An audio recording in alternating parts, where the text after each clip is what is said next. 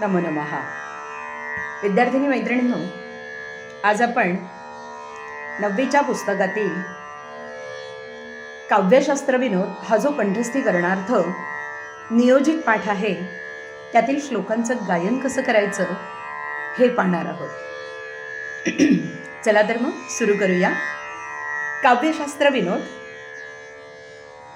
कंठस्थीकरणार्थ. साक्षरा विपरीताश्चे राक्षसा एव केवलम् सरसो विपरीतोऽपि सरसत्वं न मुञ्चति वृक्षाग्रवासी न च पक्षिराजः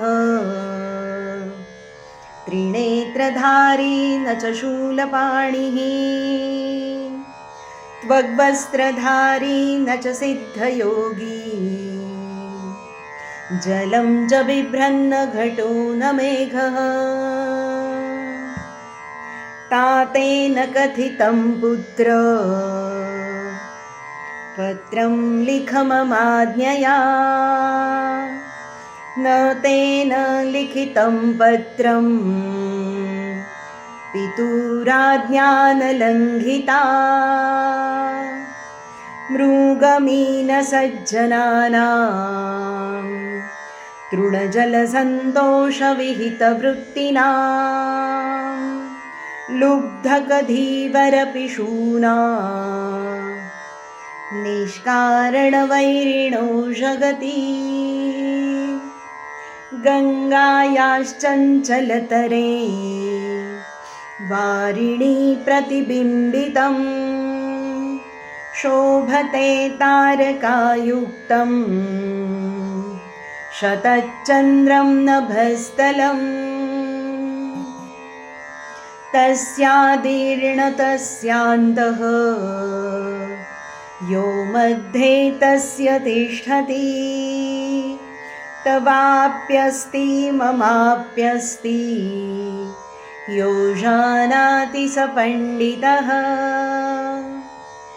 यद्वक्त्रं मुहुरीक्षसे न धनिनां मृषे न चाटुं मृषा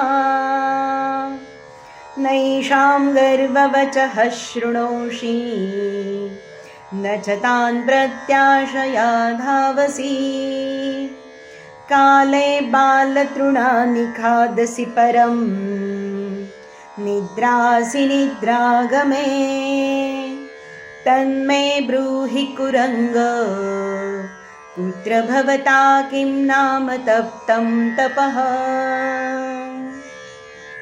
शेवटचा 4 ओळींचा श्लोक. श्लोकपूर्ती आणि कृती या दोन्हीसाठी निरतिशय महत्त्वाचा.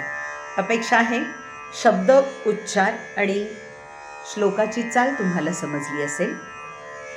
शुभम भवतु.